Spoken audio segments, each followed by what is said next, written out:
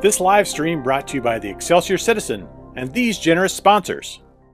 The Simmons Sales Team, your hometown realtors.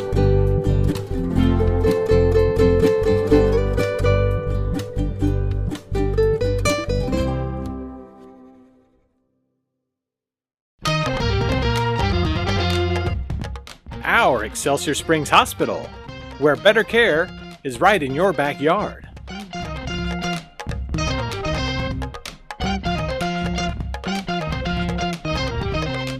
Find out how you can advertise with Excelsior Springs' #1 community resource. Visit excelsiorcitizen.com today.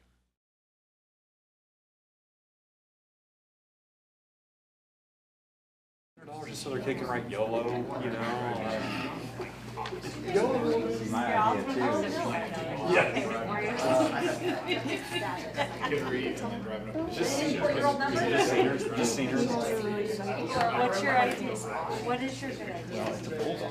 But it's like all like legal bands. Like road trips. Oh, Parco. It's actually a really good. And then other Should have people like do a our other tiger, mascots. like. So when do you get And the to, tiger in there too. Yeah. when do you get to do this? It's 22nd after senior sunrise. So you only have like one day to do it.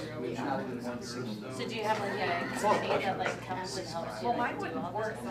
Like, do you just do No, it? they're just responsible for the rest of the town. I told her, I said, You're like, so do you work for recruiting people or you're like that? He's like, yeah, like, he's like, what is that? We're doing the base. You know, we got it. there we go. She'll draw it and then you fill in the I love it. we got our knee pads ready to go. Think about it next year. I will gladly.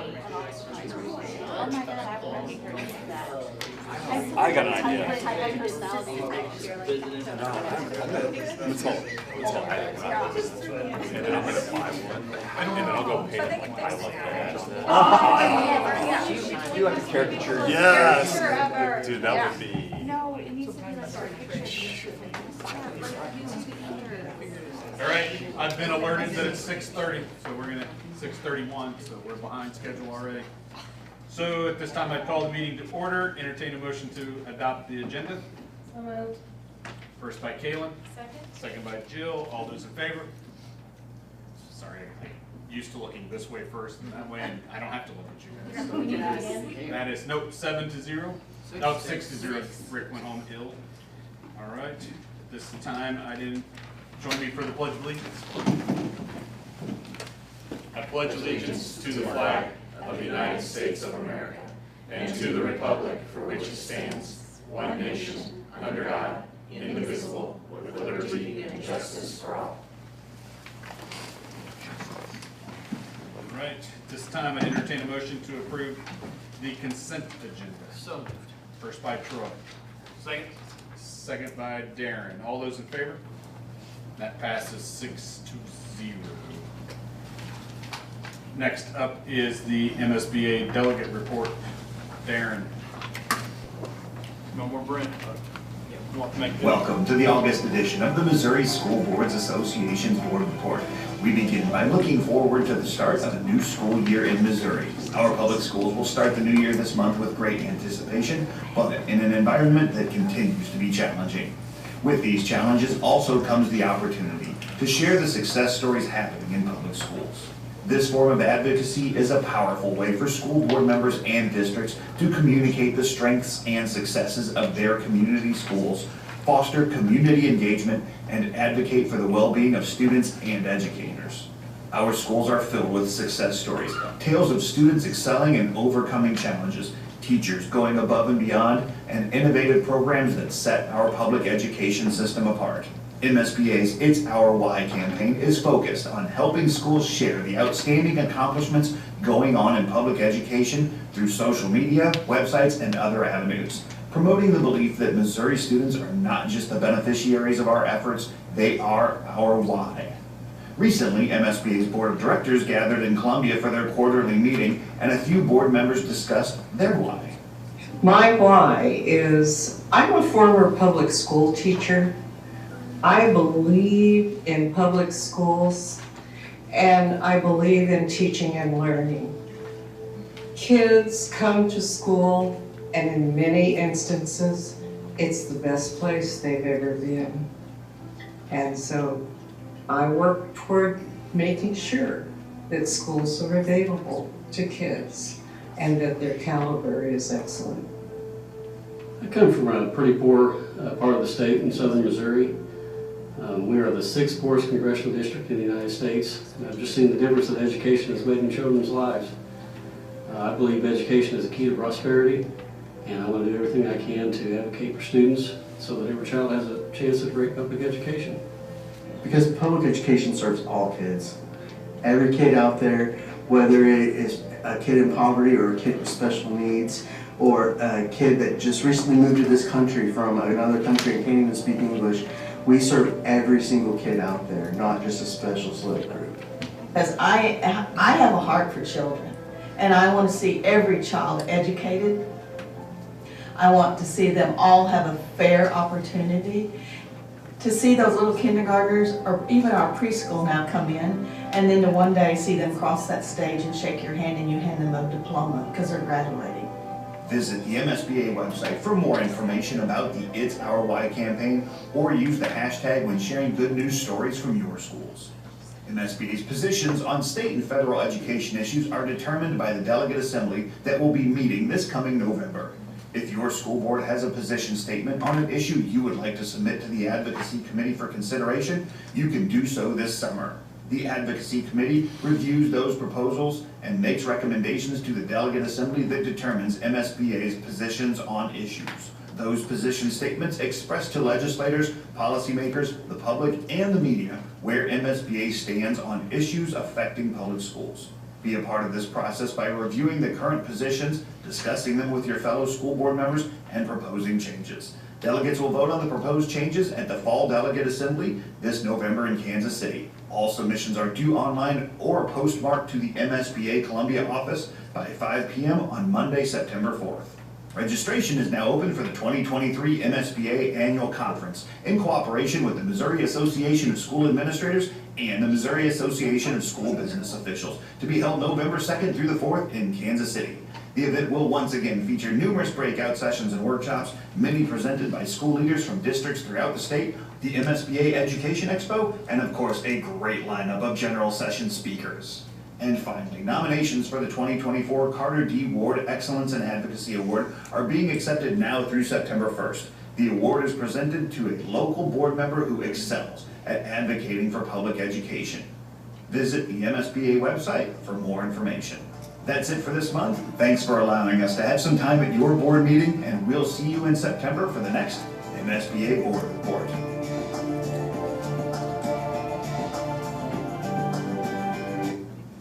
Do you have anything else, Aaron? No, sir. All right. Any visitors there? All right, moving on to cabinet reports. Business operations, Dr. Bullenwell. If it pleases the board, I'd like to share some operations updates from over the summer and then heading into the new school year. So first we have transportation. So just an update on route and mileage updates from the 21-22 school year into the 22-23. So we had a large increase of about 40, almost 42,000 miles between the 2 years. Really the majority of those were student services, special services, in-town and out-of-town routes, which you can't really predict. Those can change based on 1 or 2 students. So it's something that we went ahead and budgeted for this year with the larger mileage, but it's just an example of how things can change. Even though your enrollment may not be going up, those things can alter by anywhere between 30 and 50,000 miles sometimes, just based on a couple students. So that's update on there. The Missouri Highway Patrol inspections update. So we got our results back, I think it was in May. I reported on this initially in January or February and talked about the score. So how this is done is the Missouri Highway Patrol comes through and they will rate all of your buses and vehicles, and they give you defections. And I'll give you some examples of things that can be defective. They go through, and your score is based on their first kind of observation and their first going through of the buses on the first time. And so we received an initial score of 65.7%, which isn't great, which was a defective percentage of 31.4. What happens is that's when they first show up on site, And then throughout their visit, our bus barn is able to go through and correct a lot of those defective issues. Some examples of defective issues are 2 of the brand new buses that we just got didn't have the emergency sticker on the bumper. Another example is twice the parking brake wasn't pressed hard enough to engage fully during testing. So they pressed it harder the next time and then it came out from defective. A broken mirror cap and bumper cap, which we were easily able to fix while they were on site. Another bus needed 4 tires to be, or 4 tires total on the buses need to be replaced, so they did that. But all of those things lead to a defective mark when you go through there, which makes your initial score not look great.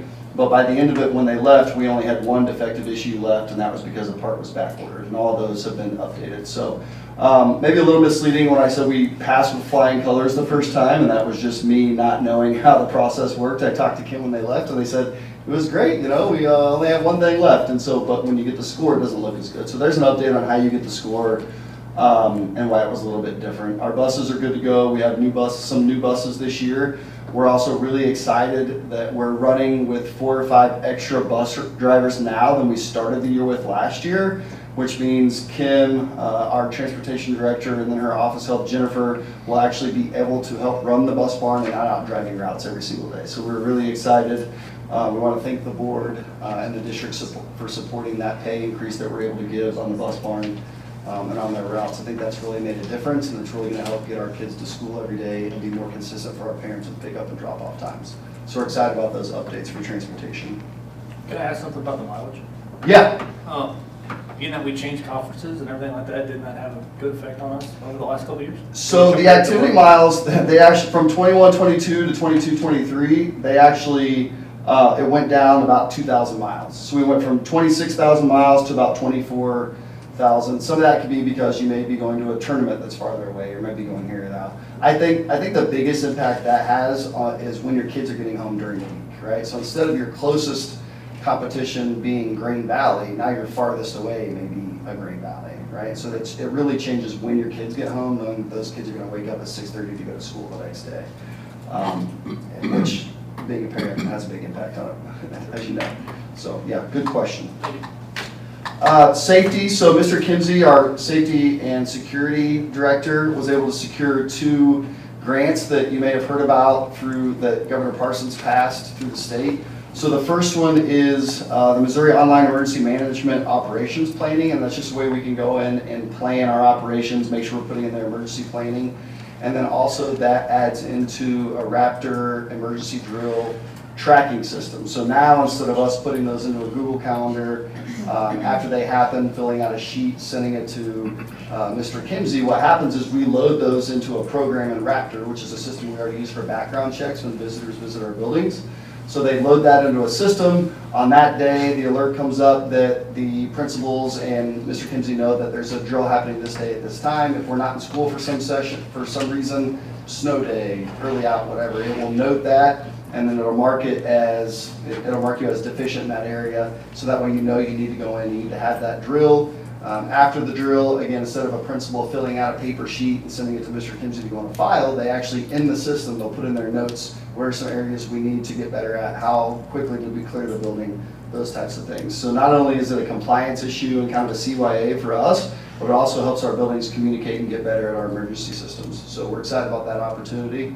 The other opportunity is the Raptor alert system. And so this is something that we're going to be very pragmatic and methodical in implementing throughout our buildings. And so the Raptor alert system allows anyone who has the app that works for the district, it could be on their cell phone, it could be on their app, it allows them to get a notice whenever there's either an emergency drill or an actual emergency happening. So, you know, it could be, you know, we're having an Alice drill or an earthquake drill, or there's an intruder, or there's a fight over here. So a teacher in a hall, in a hallway could alert that there's a fight down here, and the alert would go to a principal, and they can go down there instead of trying to find a phone.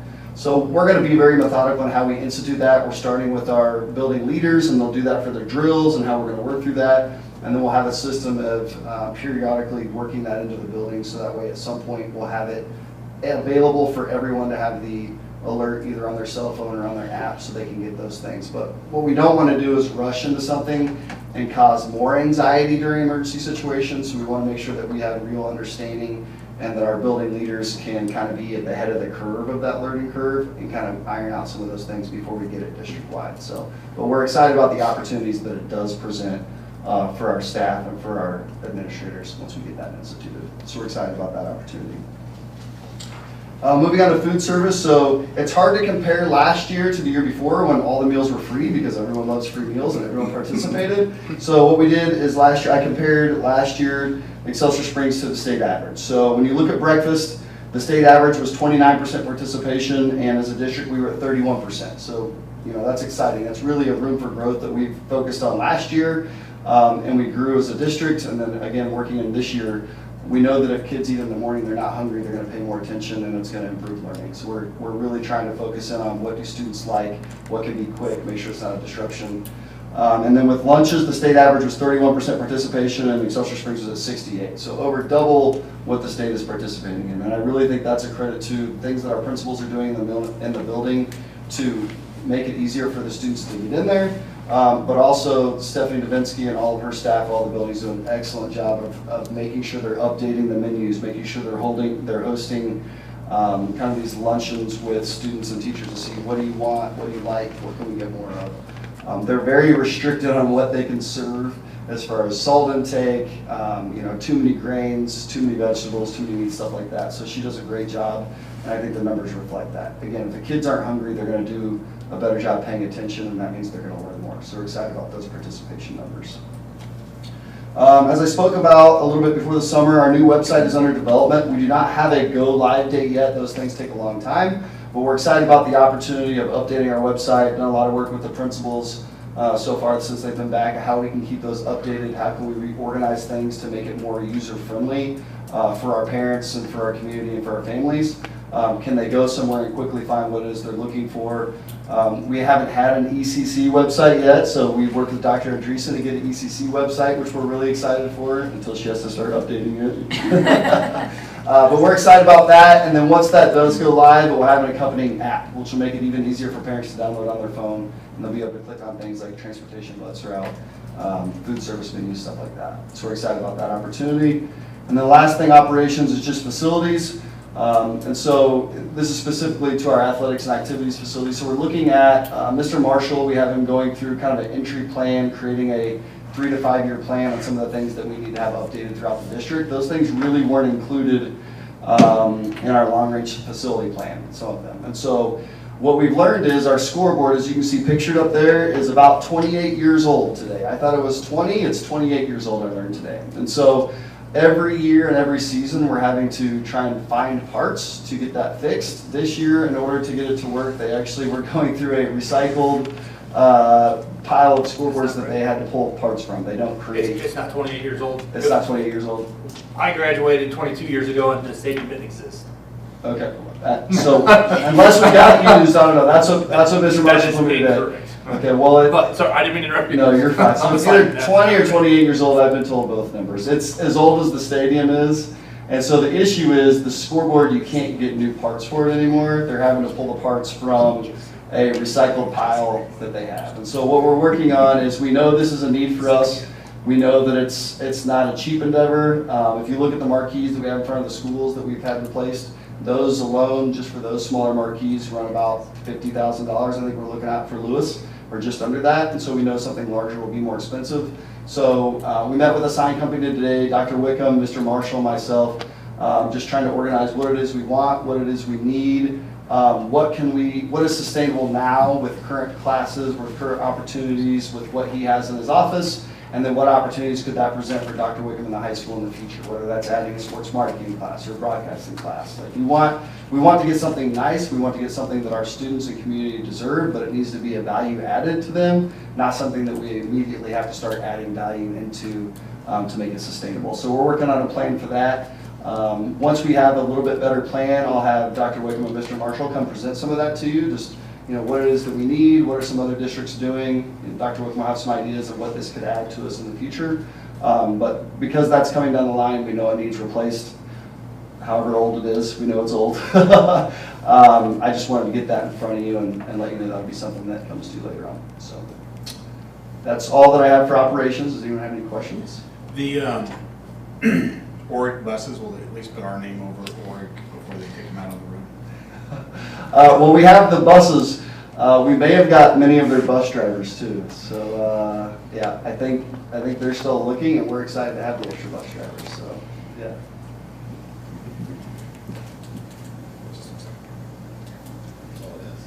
This is chunky. All right, thank you, sir. Moving on to academic services, Dr. Miller. Thank you. Wanted to talk a little bit about something that I'm really excited about. I know that we have talked a lot about career ladder opportunities for our teachers. We started it was yesterday actually, and we had 80 teachers show up for our summer academy. So this is during the summer, like on their own time. The professional development was outstanding. Like I texted Mark and he's like, how's the day going? I'm like, it's fantastic. It was so good. I talked to Dr. Tomlinson about it too. I just was overwhelmed with pride. So we had many teachers step up and lead sessions. Some of my favorites were we had a career center teacher who's the HVAC teacher. He stepped up and was leading a group of elementary teachers. It just was so great, the cross-curricular work that they were doing. John Anderson's a PE teacher, and I took a picture of him like teaching a math teacher about how to integrate what he was doing into her classroom. It just was a really great learning opportunity. So teachers earned 5 hours towards their career ladder, and our hope is that we have 2 more of those days. And then we have a whole bunch of different opportunities that teachers can collect those professional development hours. So super excited to be able to offer that to teachers. I've heard nothing but good things from the teachers. It's a perfect time to energize them and get them ready. You don't ever want to do anything before August 1st. That's like sacrilege in education. So it was the perfect timing, and we plan on doing this every year around this time. So the next thing I want to talk about is the comprehensive literacy plan. As you know, this is the 3rd installment of 3 handbooks that I created this year. I feel like that's all I do is come up with processes and handbooks.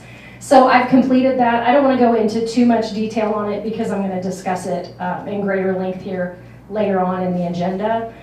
But that got finished just in time to start school. I will say that we are in a very good position compared with other school districts. I went to a conference for curriculum directors and assistant superintendents that do what I do at Lake of the Ozarks. I think it was last week, Monday and Tuesday. And there were people who literally had not started yet. And this is supposed to be implemented, and I'll go through all of the state mandatory guidelines, but it's a lot. So huge thanks to the literacy coach. It took a ton of people. I had a couple principals that I used just as basically a big think tank and had to make some difficult decisions, and we did, and we're moving forward, and so I'm excited. I'm excited about the plan, but today I'm more excited that it's done. So happy about that. I kept telling people I wrote a dissertation, and I think that literacy plan was harder to come up with than the dissertation. It was more fun, more rewarding, but yeah, so I'm glad I have something to work on. Right now, we are unboxing Wit and Wisdom, which is the new reading program. There are 4 CO secretaries in the barn right now putting it together, still at this time. If you flip over on the sheet of paper that I have, that's what it came to us looking like. It's 11 pallets of books. That's me standing on top of 1 pallet. And then my instructional coach is in the very back of it, like you can barely see it. So each box had to be individually opened, and there is no rhyme or reason to how they put them in there. So I really do think they had a scale and just started filling it up to a certain weight, but you'd open a box and it would be 2 kindergarten books, 1 teacher, there was no rhyme or reason to it. So it's turned into being a much bigger time suck than I thought it was going to, so it's kind of an all hands on deck to try to get that together before the first day of school. Wit and Wisdom is actually flying people in to complete training on the Monday of back to school week, so everybody should be ready to go with their students. I was giddy too, just looking at all of the books and the great activities. It's going to be fantastic.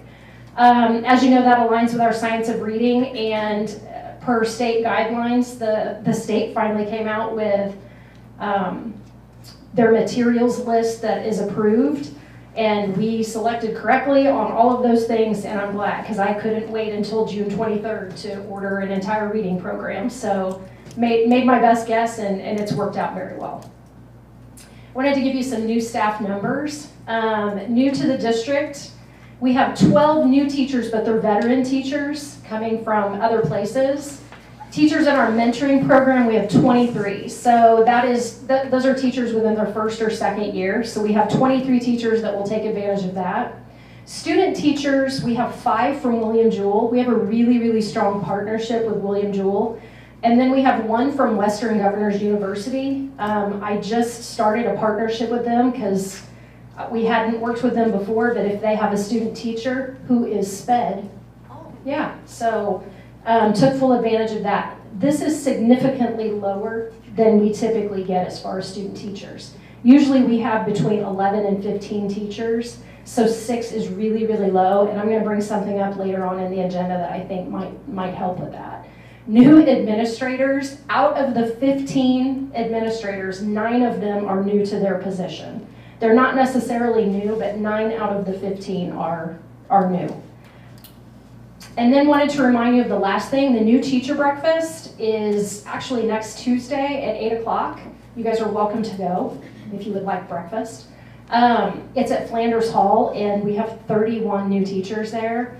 So this is the first time. Deanne likes to worry, my assistant, and she's like, I don't know if everyone's going to fit in there, and it's going to be fine, but we have a large group of teachers. I buy gift bags for everybody and just do a big welcome for them. And I think I bought 25 gift bags thinking there's no way. And Deanne came to me and she's like, we need to order more stuff at the last minute. So we're super excited about the crew that we have, but I share this with you because we've got a lot of new people, and with a lot of new people, they need a lot of additional resources and they take a lot of administrator time. So we take providing teachers and our administrators with solid mentorship. We try to go above and beyond and take care of people so they'll stay with our district. So look forward to planning and making sure that they have all the professional development that they need. So that was Tuesday next week, what time? Tuesday at 8. I'll introduce you. I'll make you stand up and give a speech and the whole thing. Can't wait for you. No speech. Okay, all right. Thank you. Is that it? That's it. Any questions? All right, thank you very much. Next up, Human Services, Dr. Everett. Thank you. Her inaugural. It's my inaugural. Can you hear me? All right. So the first thing that I wanted to share with you is our new installment of the Clay County Children's Services Fund. That grant is re-awarded every July, and so our allocation came through and we were awarded just over $1 million for this school year. So that's amazing. You know, that grant is the thing that helps fund a lot of our mental health support. It's what we use to fund our Tri-County and Synergy therapists, as well as our Bright Solutions, who come in and help us with our behavior plans and those types of services. So in addition to that, we are able to also fund our positive behavior intervention support initiative. So as a district, we are really coming back to that as a foundational piece for our tier 1 supports. And so that money is going to help us get that ball re-rolling in all of our buildings and create some great systems to help our teachers and our students in all of our buildings. The second thing I wanted to share with you is our back to school resource fair. So that is happening next Monday, and it is at the middle school. Kim Curtis, our social worker, works so hard on this, and this is just a really, really awesome opportunity for our parents to come in and get resources for students. So they're able to get backpacks that are full of school supplies, but in addition to that, we have partners that come in and set up. So Miles of Smiles typically is there, so parents can schedule opportunities to get dental help for their students.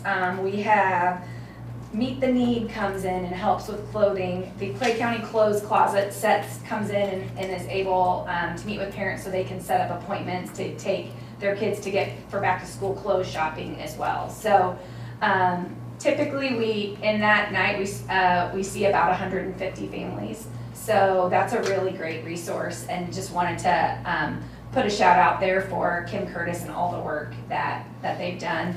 Another cool piece to that is Melissa Bierman's class at the middle school in the spring. They do all the sorting and packing and getting all of those supplies ready. So it's just a really cool thing that our students have a hand in putting that together as well. So early childhood. So Dr. Katie Andreessen at the Early Childhood Center has been working really hard. Her staff this summer has been working, and bottom line is we're basically starting the year full. So they held a screening on July 20th, and then they held an additional screening today because there was so much overflow that they weren't able to meet the demand. And so they always hold a few spots for the year for those students who will turn 3 throughout the year through Missouri First Steps that will need a place to transition to. But other than that, we're starting the year fully full up at the ECC, so that's pretty exciting. And then the last thing that I wanted to share with you is something that, again, Dr. Katie Andreessen has spent a lot of time working on. I know it's a huge passion project of hers, and you can see it when you walk through that building. The Swope Kids Care Clinic at the ECC is scheduled to open September 18th. So just the amazing transformation that you've seen in just the last even 4 to 6 weeks, where it looks like a real doctor's office. And so there's the medical room, there's a dental room, there's an optometry room, and so being able to provide that service for our students is just going to be something that I think is going to be a game changer for a lot of our families. So wanted to make sure you knew that. There is going to be a ribbon cutting. Once that is scheduled, we'll let you all know, so that you're all obviously welcome to come and be a part of that. That's all I have. Any questions for me? All right, thank you. Thank you very much. Last up in cabinet reports, Superintendent Dr. Tomlinson. Thanks, sir. I wanted to pull we've been looking at these each month, so I just wanted to review this and kind of close this up. So if you remember when we started the year, we were starting off the year well under where we did the previous year on money, and we finished almost in the same spot. So we made up about $3 million overall on our budget. But it's kind of a funny number, I found out, because you cut your budget year off on June 30th, and then we got about $1 million in revenue about 2 days later. So I followed it up. I just wanted to give you an example. If that would have actually just come in 2 days sooner, flip to the next page. This is more accurate to what we were projecting it to be. So this was a very happy, we started off 3 million below, ended up 1 million above. That's the kind of returns we want to see when it comes to planning and budgeting. So I think we're going to have a better idea going forward. I think this year we're going to have much more opportunities when it comes to finances. I have a good feeling about the year. A lot of it comes from the increase of assessed valuation. That's going to see an increased revenue for us. So hopefully that'll help fund a lot of the ongoing additional expenses that the economy has so graciously bestowed upon us with rising prices. So I think we're going to be in good shape this year, though. But I just wanted to give you a good idea of what it looks like through the year. You see it, the common theme, it really runs the same. The middle, when it jumps up, that's when we get our state revenues, right? And the whole rest of the year, we're just holding on as we're making payroll every month. So payroll is what's drawing us down, and then every once in a while we'll get a little bump up when we receive some money in. So we're in a good spot right now to start the year. We're actually above this even now today. So we anticipated once we have the tax rate hearing set up, should be good to go. Any questions about any of that? These are some of the budget changes that we've made, just to give you an idea of some of the differences in how we're managing these. So the Fund 4 purchasing control is going to go back to the building principals. So they actually have money where they can buy equipment and do some different things within their buildings. If they need to change a classroom or add a wall, take a wall down, those things. We're giving some more of that control back to the buildings. It still has to get approved down at CO, but it didn't make sense for us to hold all the purse strings to those. So our reserve target is still going to be 20% at the end of this year. That's a little bit lower than what the board goal it was set at, but I think that's kind of what our target is, to try to get things back into the low 20s. So I'm going to set 20 as the expectation, and if we do a good job with it, hopefully it'll be 22, 23, kind of right back where you guys had set, where you wanted it to be. Career ladder contributions. Those are supposed to come in by June 30th. So we're going to make the assumptions that this year is our first year in career ladder. Haven't really been through it before, but our expectation is we'll be able to see that's a large amount of money. We anticipate seeing that before the end of the year. If it comes 2 days later, we still get it. It just doesn't show up on our books the same. There's a Fund 3 shortfall that we project out in about 6 to 7 years.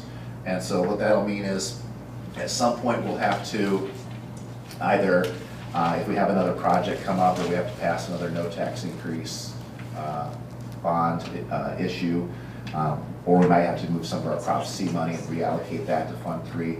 So it's not something we have to worry about today, but as we project it out, probably in 6 to 7 years, it's something I'm going to bring up so that it doesn't get lost in the shuffle and all of a sudden it's a surprise to someone down the road. Our assessed valuation, honestly, is really, it's been the highest we've ever seen it. So that's going to mean, you know, a lot higher property taxes for a lot of people. And so that's probably going to be a downside from some people seeing what they pay, but honestly, their valuations have gone up so much that it's worth that much, so they're going to be making that money if and when they ever sell their property. But it will end up with being more revenue for taxing entities like the school district. I also wanted to announce that we have our student council, our high school student council is going to have representatives that have been selected to present at the MSBA conference here in Kansas City in November. So we're going to have some Excelsior Springs kids there, so that'll be exciting. We're really excited that they got chosen for that. And then we've got a couple events here I want to invite you guys to. So we've got Convocation coming up. I would love for you guys to come to Convocation. It's breakfast and a quick intro meeting where we recognize different employees for their years of service, some different awards. It's not too long. It'll be short and sweet, but it'd be really great to get you guys there if you have the opportunity that morning. Just come spend a little time. Love to introduce you. You don't have to sit on stage. You don't have to say anything. That date is not right. The 18th? I think it's the 18th. It is the 18th. I was like, that's the first day of school. We have kids starting. I'm like, something's wrong. It's Friday, August 18th. I was like, my kid starts kindergarten. I gotta miss things. Yeah, it's at the PAC. Okay. And breakfast will be in the Commons. So you're more than welcome. We'd love to see you there. First day of school, Wednesday, August 23rd. Those dates coincide. So that'll be a fun day for whoever's in charge of transportation this year. The busing is always fun the first day. Yeah, right. And then the MSBA conference, again, November 2nd through 4th. So I think you guys, I don't know if you've already signed up or if Lisa has the information to you. You know all about it. We'd love to be able to go. I can't organize taking everybody this year, so I'm actually going to be a presenter this year. So I'll be down there on my own doing a session with our attorney. So I'm going to do a legal updates with Jessica Bernard. And I do have to leave early on Saturday, so I won't be there on Saturday. I've got to head down to my kiddos' white coat ceremony. So I'll be jumping on a plane on Saturday. But anyway, that's kind of what's going on there. What else do we have? Something got brought up. This is just me winging it a little bit, but we talked a lot about 9 of the 15 administrators were new.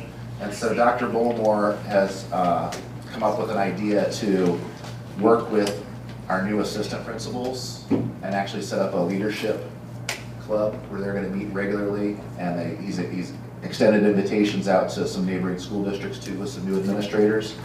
And so we're going to really spend a lot of time and energy working to mentor them and support them as they, take a first step into administration with schools. So we really want to support them and see that they're successful. That'll help everyone else be successful. So it's good that he's taken the time to put that together. So I wanted to bring that up, let you know that a lot of that's going on too.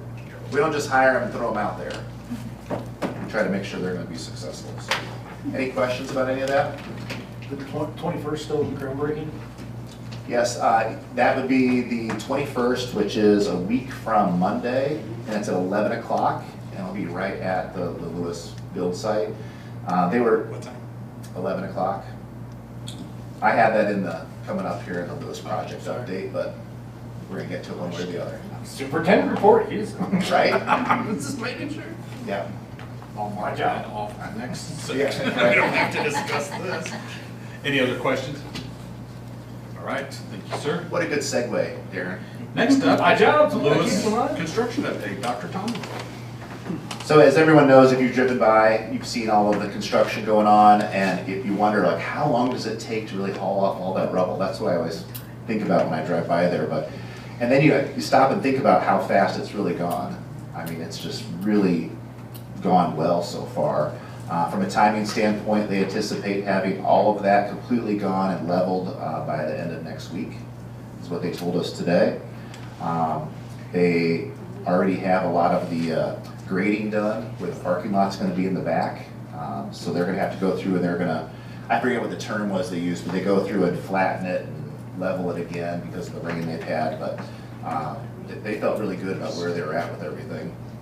The biggest issues for us with the project has honestly been the modular trailers up at ECC. That's been the biggest issue. The cottages. Learning cottages. Learning cottages. I have a hard time getting on board with that one, but it has been difficult. It was a difficult site to put them on, and then getting them to where we wanted them to be as far as safety and comfort, getting the air in there, running the power.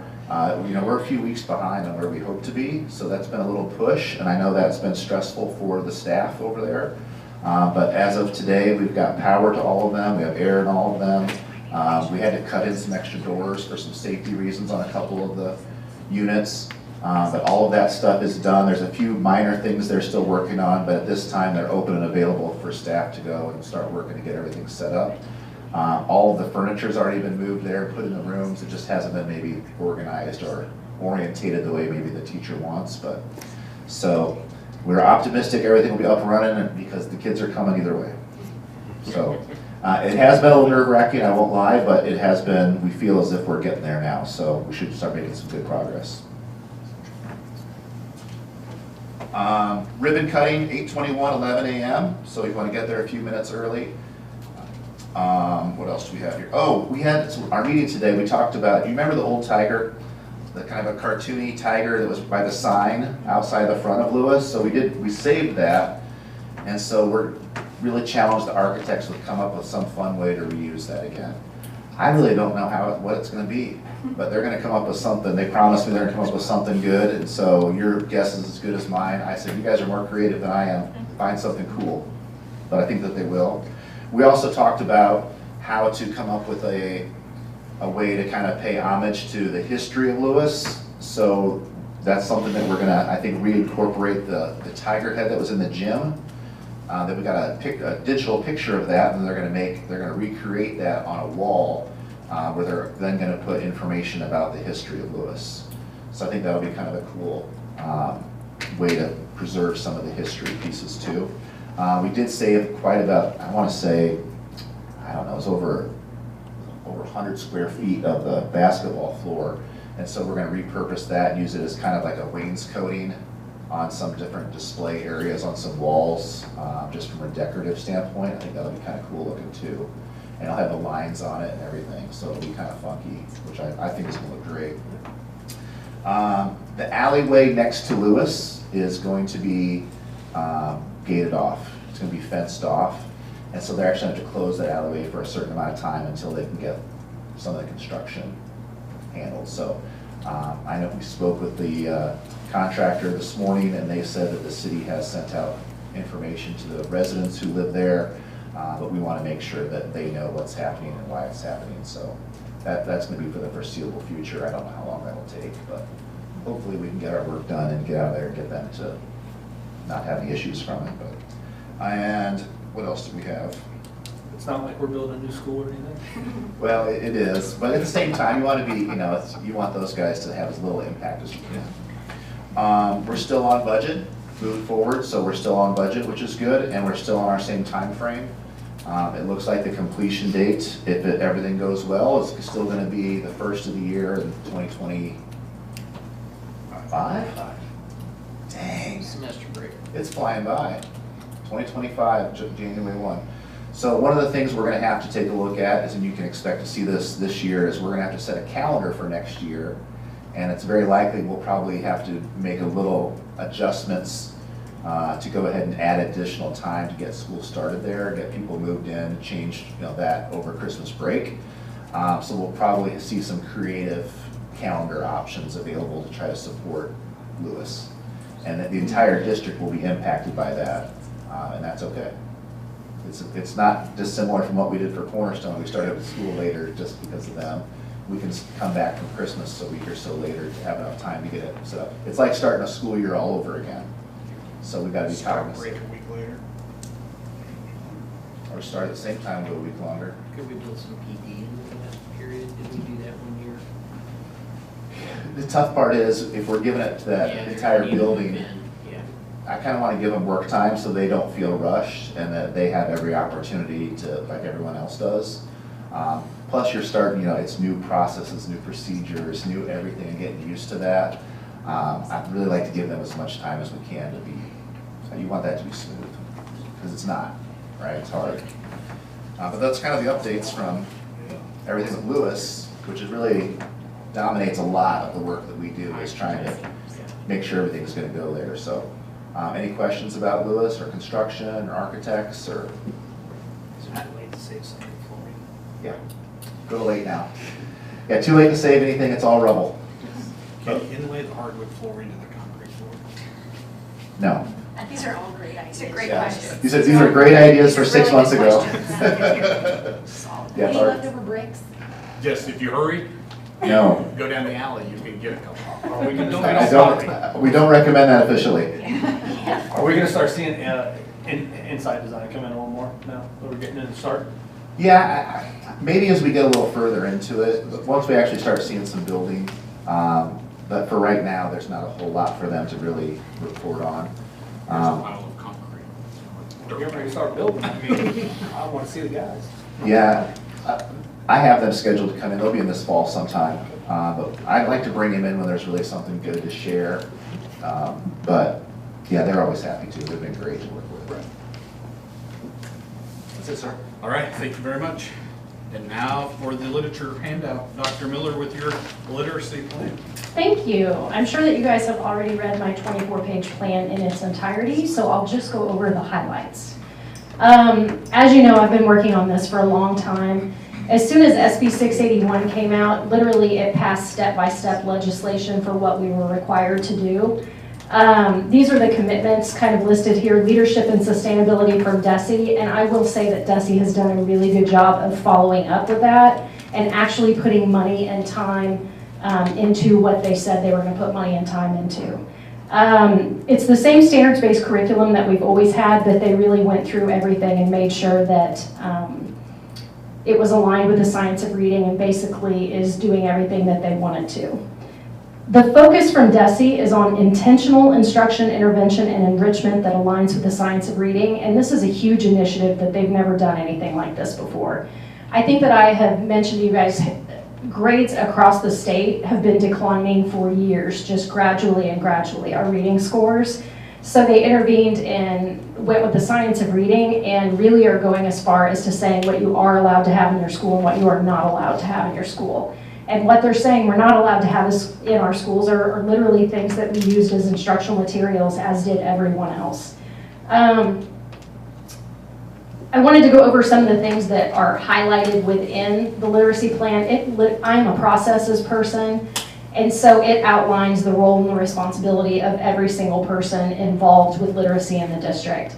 I met with Dr. Everett before. I think title and special education was on its own island, and curriculum and instruction was on its own island, and so we have worked together to make sure that all parties know their roles and responsibility and everyone works together on behalf of a kid.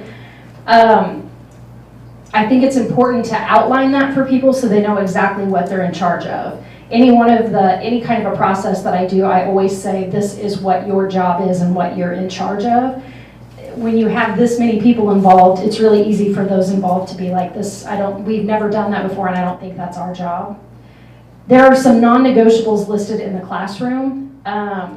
Ordinarily, we have given teachers and I'm a big believer in this, in giving teachers a ton of leeway in giving a kid what they need based on teaching experience and kind of flying off the cuff a little bit if they need to.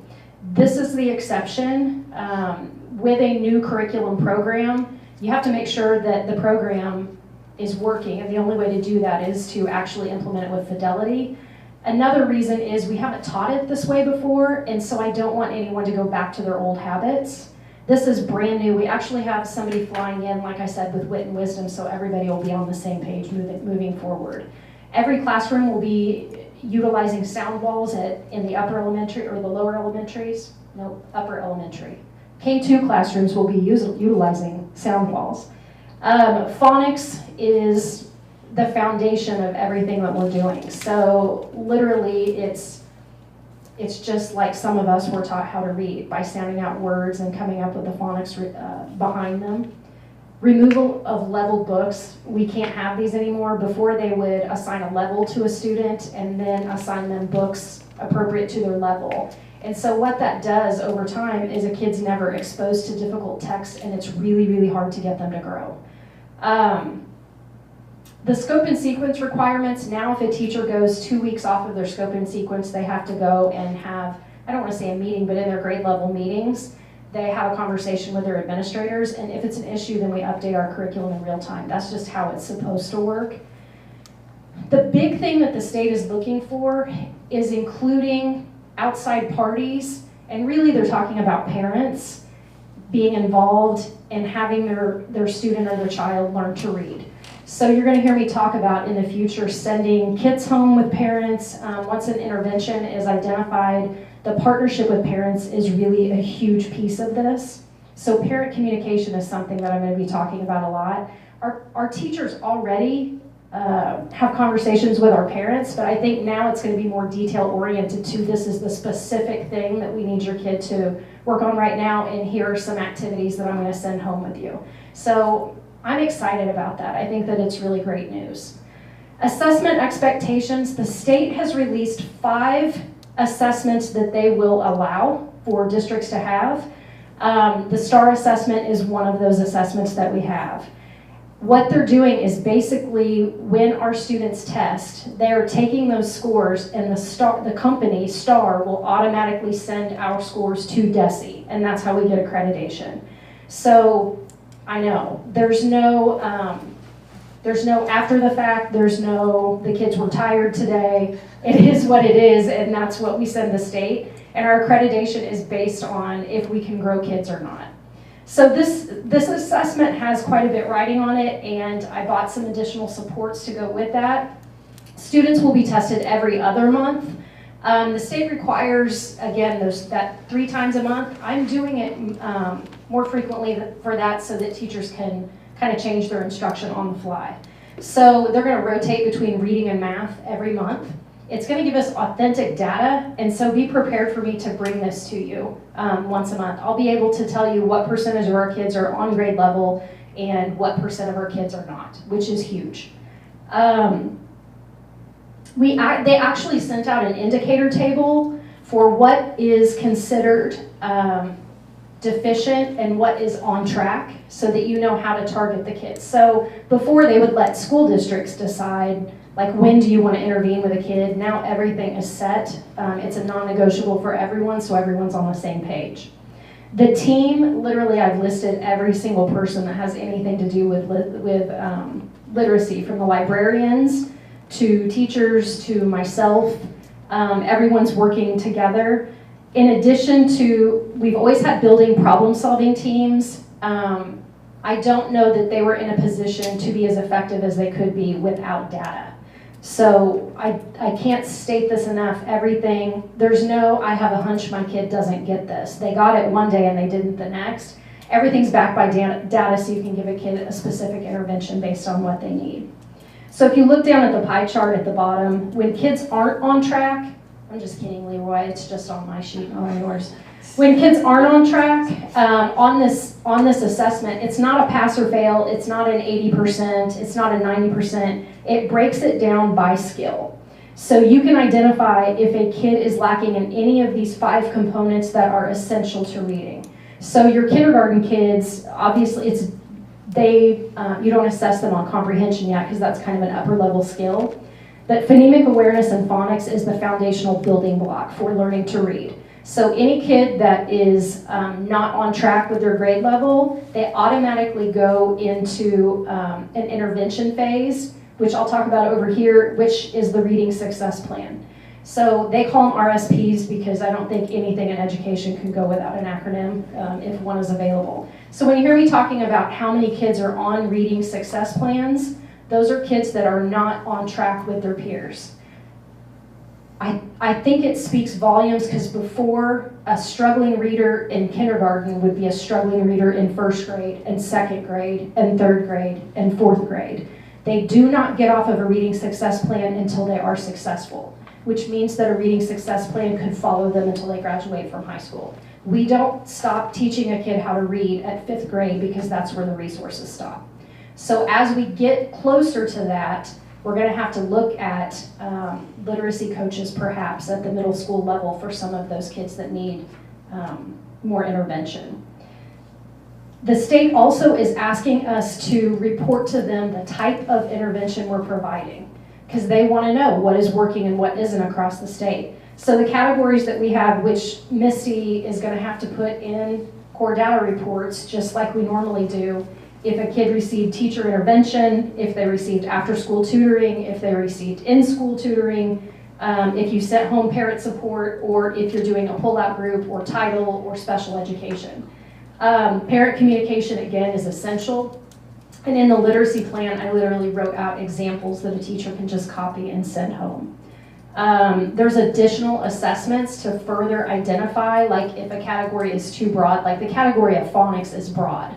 So there's additional assessments that they can target, okay, this student needs help on double vowel sounds. And so you can create a very specific intervention. With Career Ladder, we now have the opportunity for, like we can look at data and I can tell building principals in each one of your buildings, I need someone to volunteer for Career Ladder tutoring for 3 weeks, twice a week for these particular students to work on this one thing. It's huge. We haven't done anything like that before.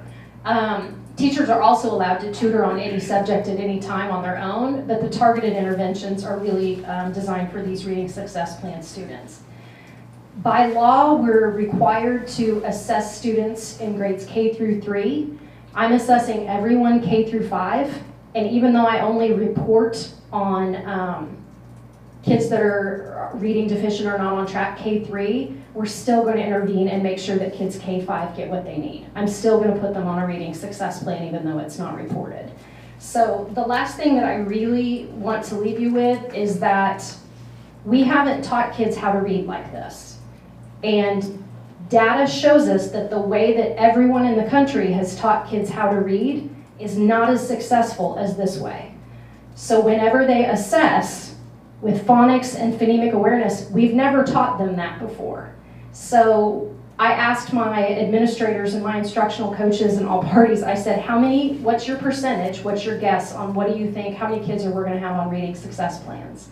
My guess was half of them, their guess was 60 to 70%.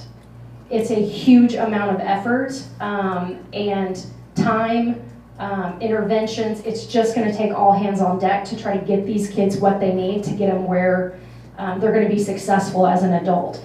At high school, we see it all the time. You have kids that can barely read, and I think that we lose sight in the secondary grades. We just assume that they come to us on grade level. We don't have literacy coaches, we don't have title, so it's really a different look at meeting an individual kid, where they're at and making sure they get what they need. So I'm actually really excited about the things that we have, that it is going to be hard work, it's going to be hard on teachers, but from everything that I've learned with them going through letters, with everything that I've learned at the PD that they were at, they are excited to make the change.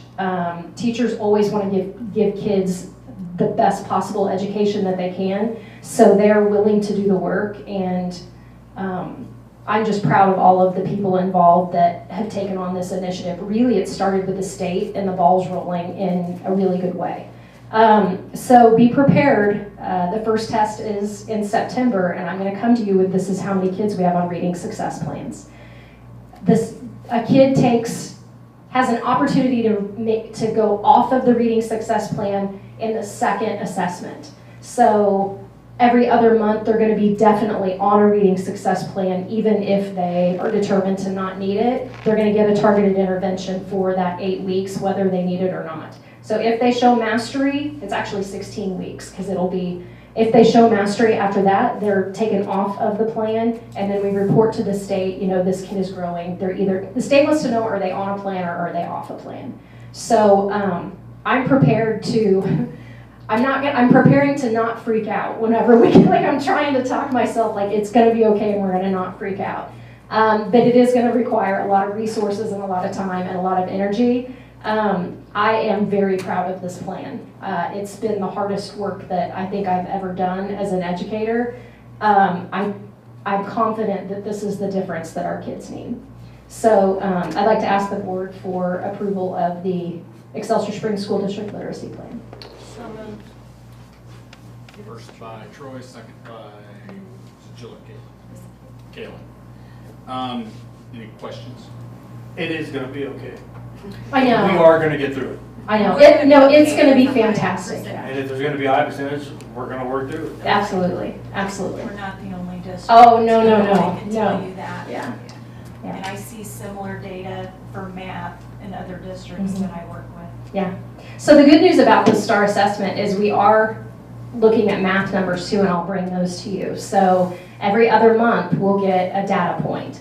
I don't know if you guys remember when we did NWEA, it was 3 times a year and it took 1 million minutes out of the classroom to try to get these kids assessed, and teachers weren't changing anything. They would just assess them and then still stick with the curriculum. So this should actually identify what a kid needs, change the teaching, provide an intervention, and then see if they grow in real time. It's the best thing to do for kids. And classroom teachers will have support too. I mean, if you're a Absolutely. classroom teacher and you have 70 to 80% of your students that need intervention and you're still responsible for the rest of the curriculum. So I'm glad you brought that up because I kind of skipped over it, Jill, but if you look, one of the teams that I created for Career Ladder Opportunity, it's a brand new committee, and it's every building will have a literacy response team, and that's specifically to provide assistance for foundational Tier 1 classroom instruction. Because if you look at our classroom data, when the majority of your kids need an intervention, that's a foundational curriculum issue. So that group is going to go in and do things like we need 3 or 4 more days in the scope and sequence, and we need to create this type of parent whatever to send home and work with them because we're seeing this. So that committee actually is going to respond directly to classrooms. The problem-solving team is really to respond to individual students, if that makes sense. With the building literacy response team, would that be your other teachers besides classroom, like specials, Yes. titles, So one of the things, we went round and round about who I would allow on each team. I'm a big, bullying is too, probably strong a word, but I think building principals like to put their reading experts on these committees, but no one else gets better at being a reading expert. And so I tried to push the principals by saying, I don't want the literacy coach on both of these committees. I understand that she has all the knowledge in the room, but I've sat at those committee meetings and everybody looks to the 2 people that are the experts in it. What do you want to do? And this is a grand opportunity for every teacher teaches reading. This is a grand opportunity to build capacity in our staff. We don't get better unless every teacher knows how to teach a kid to read. So, and I think they do an amazing job that my hope is by the end of this year, they're going to be even better at being able to throw out an intervention in real time. So that's kind of what both of those committees, and I have a full flow chart process. I mean, we could go on and on. I tried to think of everything. But it's if this, then this happens. If this, then this happens. There's going to be scenarios that come up and we'll just ratify the plan and I'll throw something else out there. Well, we beat up on the state a lot about things, but at least they just put their foot down.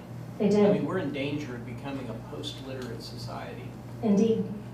It's staggering compared to when I started teaching and what I saw at the end in terms of vocabulary, the ability to read fluently aloud. It's approaching a tipping point. I agree completely, and I think the state sees that. I mean, they keep seeing reading scores over time go down a little bit and go down a little bit. So they've modeled this plan over states that have utilized the science of reading very effectively. So I think that's the difference, I really do. And literally, like, when I started this job, I didn't have a big elementary background. I didn't know we didn't teach kids how to read the way that I did. So this all came out and I'm like, oh, you're like sat on, like, that's how I learned how to read. So I just thought that's how everyone did, and it wasn't. We moved away from it. And research just showed that it's ineffective. It's ineffective. So know better, do better. We're gonna do better. For the kids 3 through 5, that we don't have to report to the state, but we still are going to provide them, so next year you're looking at needing literacy coaches at the middle school. No, how it's gonna work, so right now it's kids K through 3 that can be on a reading success plan. I'm putting everyone on a reading success plan. My hope is that we have a strong literacy program where we're building that up. We're looking at new resources at the middle school. So next year is when I hope to send all of my middle school reading teachers and my 4th and 5th grade teachers to letters. So right now K3 SPED and title are going, and then I'm going to put them on a rotation to get behind this as well. But a reading success plan, like you said, follows them. That's what I mean. So if at the end Yes. of 5th grade they aren't up to grade, then you're going to have people in 6th grade. And 7th grade, and then 8th grade, and then 9th grade. So as they go through this, it's a conversation with instructional coaches and administrators, and how are you going to respond to these kids that are reading. You know, we've all seen 9th graders that are reading at a 3rd or 4th grade level, and they're handed material to them. They're handing a text, or they're handed reading material that's at a 10th grade level. And I mean, that's when you have discipline, they can't do it. So yeah, good question. Okay. We have a first and a second. Any other questions before we vote? All those in favor? That passes 6-0. Thank you very much. Next up is approval of pre-service teacher incentive. Dr. Miller.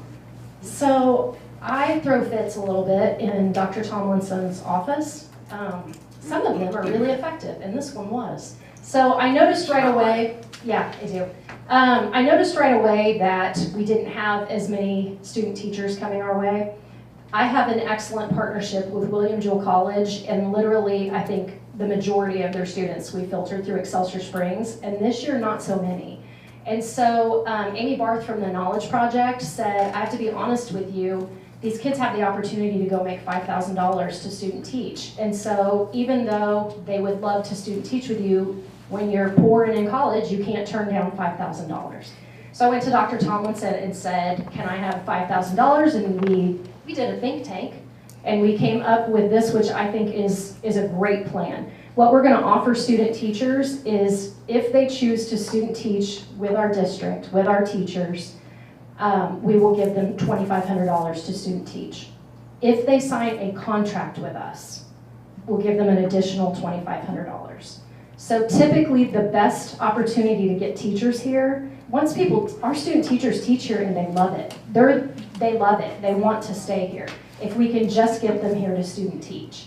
So we have to do something to try and attract student teachers. I think that everybody else is doing it monetarily. So in order to keep up, we kind of have to do something as well. This is a really great opportunity to be as attractive as other people that are just down the street. What if, when they're done doing their student teacher, you don't have an opening for what they're certified to teach? I can't imagine that being an issue. That I can't imagine that being an issue. If we don't have They wouldn't qualify for the second 2,500. Yeah, I would love it if that was the case and we had to decide that. But you're right, it'd be rare that we didn't have a spot for a student teacher. Yeah. Typically, they are student teaching in an area, and we have been creative before. I mean, Dr. Everett, when she was at the high school, would come to me and be like, we have a theater teacher and he's outstanding with kids. And I'd be like, well, we don't have a position, but would he like this? Like, we have created positions for the right people. And I think that we're committed to still doing that. We can get creative. If it's the right person, we will find them a job. But there's a few student teachers you had a few years ago. I know. Even the ones last year, I know. All right, so are you asking for a approval? Yes, please. So moved. First by Kalen. Second. Second by Darren. Any further questions? All right, all those in favor? And that passes 6-0. Thank you so much. Congratulations. Now we're even more attractive. Yeah, that's right. We were always attractive, but now we're super attractive. Right. All right, next up is the 23 tax rate hearing. Dr. Thomas. As you know, this time of year, we need to set our tax rate hearing, and we have that set for the end of September. The reason we choose that is because of Clay County. We don't have their board of equalization. So when the property tax values come out, some people don't like them, right? They went up this year, people are mad, they just say, I don't want to pay them more taxes, why did mine go up? It shouldn't have gone up. And they go and they appeal it back to the assessor's office in the county. And the way that Clay County is now set up, it's called a first-class county, so they gave them an extra month to be able to do that. Well, that puts us behind because we're supposed to have all this stuff done for September 1st. They're not going to get the information back to us on the Board of Equalization because some people will be lowered and approved, some appeals will be upheld, some will be denied. So we don't get the real numbers of what our assessed valuation is until after that Board of Equalization meeting. We should have that the end of September. That's why we try to set it as late as possible. But that still gives us time to then calculate all of our tax rates. There's a lot of forms to fill out. Dr. Bullimore and I actually went to a conference on learning how to set the tax rate, and I think he could attest to the fact that it's, for something so easy when we know what the rate's going to be at the end of the day, it is not that easy to fill out all the stuff, is it? Is exhilarating. Yes. It's shocking how much time and energy and how many numbers it takes to actually end up with that. We know the rate's going to be because we've already told the community what it's going to be, and we know that. But you still have to go through and fill out everything to make sure the counties have what they need. And then Lisa's always kind enough to take it and hand deliver it. It's too important to even put in the mail, because if you don't get it in time, you don't collect any money. So we take it very serious, but it should be a quick meeting. We don't have anything else on the agenda for that night, but it is an important component of what we do as a board. I will not be in town on the 26th. As long as there'll be 5 others. I've been waiting for this moment. Oh, here we go. Overthrow. Troy takes control. You'll be back from your. I will be back. He will be. Does that date work for everyone? Everybody else that work for? I'll be It'll be a short one. All right. We need to. We do. Approve that. A motion to approve the tax rate hearing for September 26th at 5:30. First by Jill. Second. Second by Darren. All those in favor? And that passes 6-0. And that, ladies and gentlemen, is it. Are there still board pictures next month? Yes, September is 12th? picture night. So they want to bring a cardboard cutout of me. What day was that? Whatever board day meeting? the board meeting is. The board meeting next month. Second Tuesday, whatever that day falls on. Just beforehand, all of our pictures will be done first, right? So 5 o'clock. And then all the admin will be here. September 12th. Next month pictures. We know, we were just talking about it. All right. Because I'll make sure everybody knows. I'll tell everybody. But get your picture. We're gonna use yours from last year. That's if you're Really? Mine too. They might be able to, super. Maybe a couple. All right, I'd entertain a motion to adjourn. So moved. First by Troy, second by Kalen. All those in favor? That passes 6-0. Thank you all. Have a good night. Brian, before you take off, you got a second? Call back. Thanks, sir.